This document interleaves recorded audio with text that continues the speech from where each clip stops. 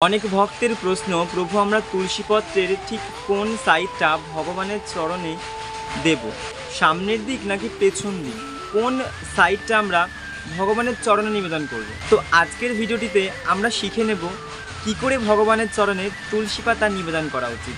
চলুন তবে আর বেশি দেরি না করে আজকের ভিডিওটি শুরু করা যাক। প্রথমে আমরা জেনে নেব তুলসী পাতা আমরা কিভাবে তুলব এবং তারপর আমরা তুলসী পাতা কিভাবে ভগবান অনাদিরাদি গোবিন্দের চরণে নিবেদন করব। দেখুন, যখন আমরা গাছের থেকে তুলসী পাতা তুলব তখন তার নিয়মটা হবে ঠিক এরকম। অর্থাৎ এই যে একটি তুলসী পাতা, অর্থাৎ এই যে তুলসী গাছের মাথা এবং এই যে তুলসী পাতা, বেশিরভাগ লোক কী করে, এই যে নখ, এই নখ দিয়ে এইভাবে ভেঙে তুলসী পাতা তোলে। আমি একটু ক্লোজ করে দেখাচ্ছি। ধরুন এই যে তুলসী পত্রটি রয়েছে, এই যে তুলসী পত্র, বেশিরভাগ মানুষজন কি করে তুলসী পত্রটি এইভাবে নখ দিয়ে ছিঁড়ে নেয়। একদমই না, এটা একটি ভুল প্রসেস। নখ দিয়ে কখনোই তুলসী পত্র ছেঁড়া উচিত নয় বা তুলসী পত্র কখনোই তোলা উচিত নয়। এবার প্রশ্ন, তাহলে আমরা তুলসী পত্র কিভাবে তুলব? এই ধরুন তুলসী গাছ বা তুলসী গাছের পাতা রয়েছে এখানে, আমরা তুলসী গাছটিকে ধরবো এইভাবে এবং এক সাইডে ধরবো এইভাবে। অর্থাৎ যখন আমরা যেই পাতাটিকে তুলবো, ঠিক আছে, ধরুন আমি এই পাতাটি তুলবো, এটি হচ্ছে গাছের দুপাশের দুটি পাতা, আমি এই পাতাটি ফ্রেশ, এটি বেশি পরিষ্কার এবং স্বচ্ছ, এই পাতাটি গোবিন্দের চরণে দেওয়ার জন্য উপযুক্ত। তো আমরা এই পাতাটি এইভাবে ধরবো এবং এই পাশের ডালটিকে আমরা এইভাবে ধরবো। দেখুন, আমরা এইভাবে এই আঙুল ছাড়বো এবং এই আঙুল দিয়ে আমরা তুলবো না, আমরা এইভাবে তুলবো, এই আঙুল এবং এই আঙুল দ্বারা। তো আমরা এইভাবে ধরবো এবং এইভাবে ছিঁড়বো। এই যে দেখুন, ছিঁড়লাম। আমরা শিখে গেলাম কিভাবে তুলসী পাতা ছেঁড়া উচিত বা তুলসী পাতা কীভাবে আমরা তুলবো বা চয়ন করব। এবার আমরা জানবো যে তুলসী পাতাটা আমরা কিভাবে ভগবানের চরণে নিবেদন করব। যে আমরা তুলসী পত্রের ওপর দিক ভগবানের চরণে দেব নাকি নিচের দিক ভগবানের চরণে দেব। আমরা তুলসী পত্রটি দেব এইভাবে, অর্থাৎ এই যে ফ্রেশ দিকটা বা তুলসী পত্রটি যে ওপরের দিকে ছিল, এটা তো ওপরের অংশ ছিল, এই দিকটা ছিল ওপরের অংশ এবং এই যে পেছনের দিকটা ছিল নিচের অংশ। তো আমরা ভগবানকে এই যে দুটো তুলসী পত্র নেব, প্রথমে আমরা ভালো করে চন্দন মাখাবো, এই তুলসী পত্রটিও চন্দন মাখাবো এবং এই তুলসী পত্রটিতেও আমরা চন্দন মাখাবো ভালো করে। দুটো পত্রটিতে আমরা ভালো করে চন্দন মাখানোর পর আমরা দুটো পত্রটিকে একত্রে করব। এই যে ধরুন এই দুটো তুলসী পত্র এবং এই যে ফ্রন্ট সাইড বা এটা হচ্ছে ওপরের দিক। এবার এই তুলসী পত্রটির ওপরে আমি এই ফ্রেশ তুলসী পত্রটি চন্দন মাখিয়ে আমি তার উপর দিলাম। এবার দেখতে হবে যে দুটো তুলসী পত্র নিলাম, দুটো তুলসী পত্রের যে ওপর দিক সেটা কিন্তু ওপরের দিকেই থাকলো।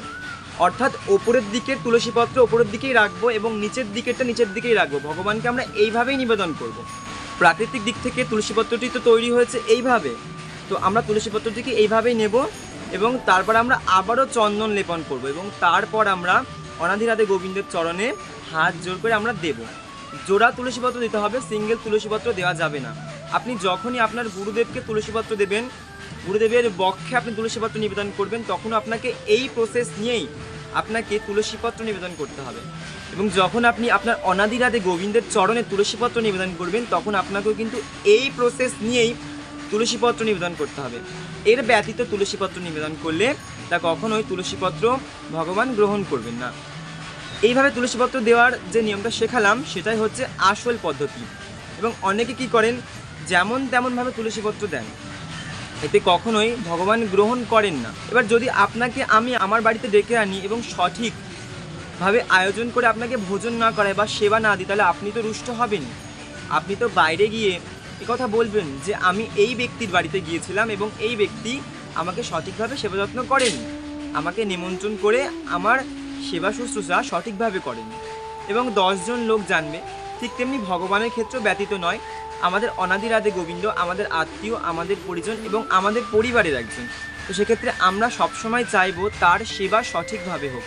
এবং সর্বোপরি রাধারানী দণ্ড প্রদান করবেন যদি আপনি অনাদিরাদি গোবিন্দের সেবা সঠিকভাবে না দেন। এবার আরও একটি প্রশ্ন আসছে যে আমরা রাধারানীকে তুলসীপত্র নিবেদন করব কি না। আমরা অবশ্যই রাধারানীকে তুলসীপত্র নিবেদন করব। এবার প্রশ্ন, তাহলে আমরা রাধারানীকে তুলসীপত্র কিভাবে নিবেদন করব বা কোথায় নিবেদন করব? শ্রীকৃষ্ণকে তো আমরা চরণে তুলসীপত্র নিবেদন করলাম, তাহলে রাধারানীর কোথায় তুলসীপত্র নিবেদন করব? দেখুন, ঠান্ডা মাথায় শুনুন কথাটি। রাধারানীকে যখন আমরা তুলসীপত্র নিবেদন করব, তখন রাধারানীর আমরা বক্ষস্থলে তুলসীপত্র নিবেদন করব, কারণ রাধারানী হচ্ছে অনাদিরাতে গোবিন্দের ভক্ত। তো সেক্ষেত্রে ভক্তের বক্ষে তুলসীপত্র রাখা উচিত। এবং আপনি চাইলে তুলসীপত্র রাধারানীর হাতেও দিতে পারেন, রাধারানীর তুলসীপত্র আপনি চরণও দিতে পারেন। আপনি যদি সুভদ্রা দেবীকে তুলসীপত্র নিবেদন করতে চান, তবে সুভদ্রা দেবীকে অবশ্যই তার মস্তকে তুলসীপত্র নিবেদন করতে হবে। অর্থাৎ আপনি এই যে দুটি তুলসীপত্র নিলেন, একই প্রসেস, একই নিয়ম, একই বিধি। একটি তুলসীপত্রের ওপর আরও একটি তুলসীপত্র রাখতে হবে, দুটো তুলসীপত্র চাপিয়ে তারপর আপনাকে দেবী সুভদ্রার মস্তকে ঠিক এইভাবে দিতে হবে। দেবী সুভদ্রার তুলসীপত্র নিবেদনের প্রসেসটা হচ্ছে এরকম, এবং গুরুদেবের তুলসীপত্রের প্রসেসটা হচ্ছে বক্ষে, রাধারানীর তুলসীপত্রের প্রসেস হচ্ছে বক্ষে দিতে পারেন, আপনি চরণেও দিতে পারেন, এবং আপনি হস্তে অর্থাৎ হাতেও দিতে পারেন। এবং অনাদিরাতে গোবিন্দের তুলসীপত্র আপনি গলাতে মাল্যদান হিসাবেও দিতে পারেন, মালার রূপ ধারণ করেও দিতে পারেন।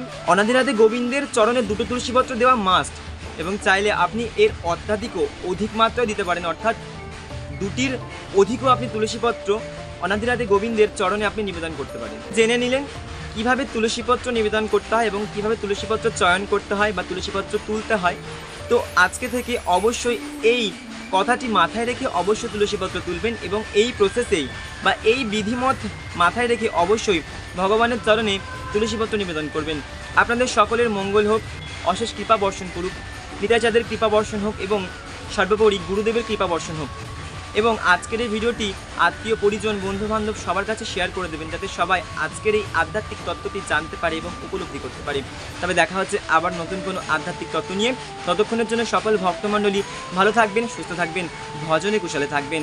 জয় নিতাই, জয় গৌর, জয় রাধেশ্যাম।